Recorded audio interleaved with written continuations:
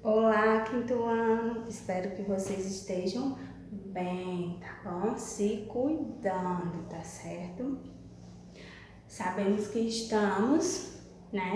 Estamos conscientes que tem a pandemia, né? Não é só aqui no Brasil, mas em todos os países e também em alguns países, né, já estão se recuperando, não tem casos, né? Já tem os que tem, alguns tem pouquíssimos, né? Porque estão se recuperando lá da onde deu início, né?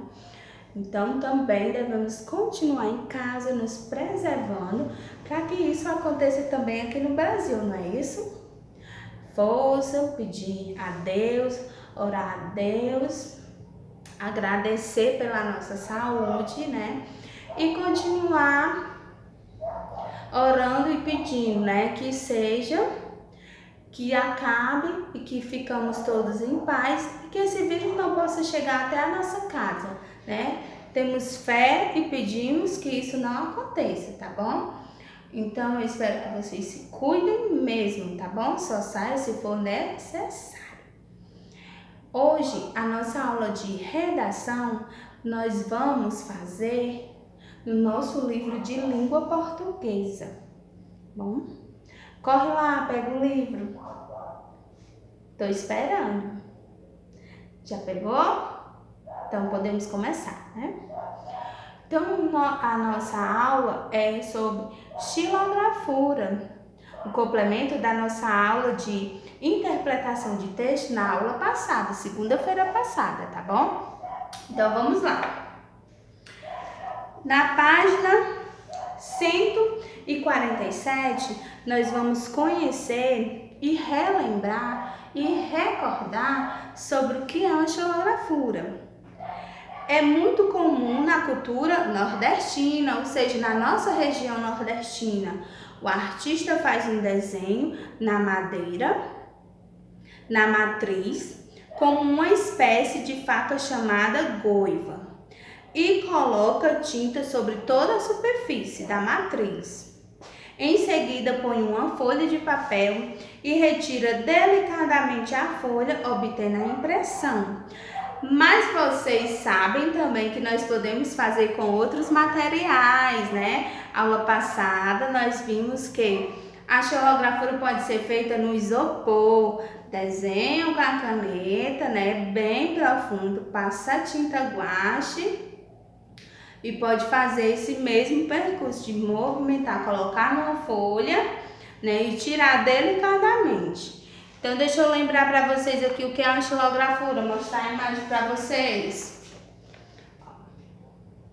Certo? Muito presente nos cordéis, né? Os cordéis são elaborados pelos artistas, escritos pelos cordelistas e vendidos pelos mesmos, né? Em varais, certo? Então, o nosso texto diz assim: viver em sociedade. É de Ida Rocha. Ida Rocha. Sociedade é um conjunto de pessoas organizadas que segue alguns padrões, cumpre regras adotadas por um grupo ou sistema, evitando qualquer problema, com a vida compromissada. Cada pessoa é responsável para melhorar a qualidade em qualquer localidade, porque o seu agir afeta de uma maneira direta, você é a comunidade. Então, aqui é um cordel da Ieda Rocha, certo? E o cordel, ele tem 2 estrofes, certo? As linhas são os versos, tá bom? E nós vamos fazer a rima agora. Organizada, rima com a dotadas. Problema vai rimar com o sistema, né? E qualidade, localidade. Afeta, direta. certo? São algumas palavrinhas que rimam no cordel. É só você fazer a releitura, entender, tá bom? E depois você vai ter que fazer o quê? Ilustrar. Você vai fazer um desenho sobre esse poema, sobre esse cordel.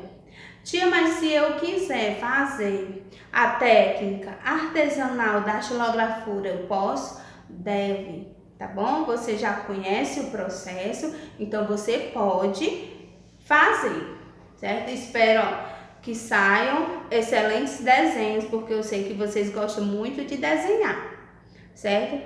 Agora nós vamos para outro assunto também no nosso livro de português, para vocês desenvolverem a interpretação. Iremos também fazer a interpretação, a compreensão do poema, né, que foi trabalhado na página 148, na aula de interpretação dessa semana. As coisas que a gente fala, Ruth Rocha.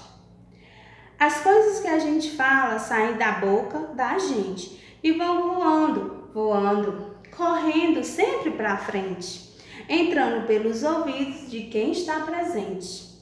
E depois que elas se espalham, por mais que a gente procure, por mais que a gente recolha, sempre fica uma palavra, voando como uma folha, caindo pelos quintais, pousando pelos telhados, entrando pelas janelas, pendurada pelos beirais. Por isso, quando falamos, temos que tomar cuidado, que as coisas que a gente fala vão voando e até modificam o que era o nosso recado. Seja palavras bonitas ou sejam palavras feias, sejam mentiras ou verdades, ou sejam verdades e meias. São sempre muito importantes as coisas que a gente fala. Aliás, também tem força as coisas que a gente cala. Às vezes importa mais que as coisas que a gente faz. Poema da Ruth Rocha. E na página 166 do nosso livro de português, diz assim, produção de texto. O poema As Coisas que a Gente Fala, de Ruth Rocha, mostra a importância das palavras que saem da nossa boca. Elas podem causar impactos positivos ou negativos na nossa vida, na vida das pessoas que nos rodeiam.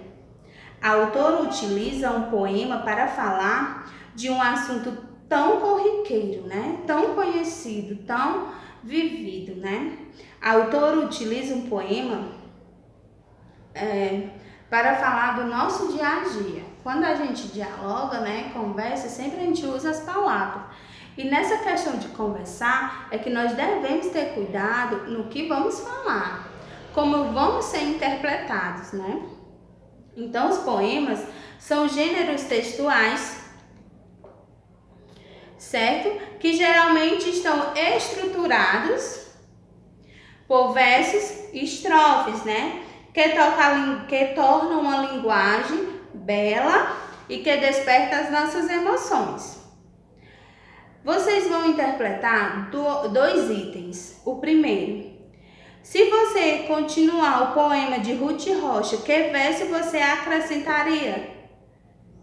Escreva abaixo. Então, vocês vão utilizar a criatividade e vão fazer um verso para completar o poema de Ruth Rocha. O outro ponto é, agora, escreva um poema, dê um título e ilustre. Vocês vão criar um poema com as palavras de vocês.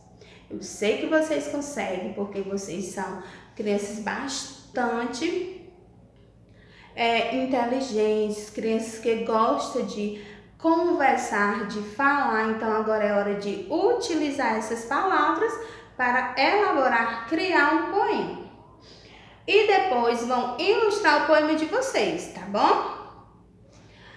lembre-se de que quando eu me esforço, faço as atividades, interpreto os textos, né? Leio, eu estou aprendendo. O nosso foco está em desenvolver as nossas habilidades. Para isso, eu preciso querer sempre mais e mais, tá bom? Então, a aula de redação termina com essas duas atividades. São atividades que você já tem conhecimento do texto, então só basta desenvolvê-las. Um beijo, até a próxima aula!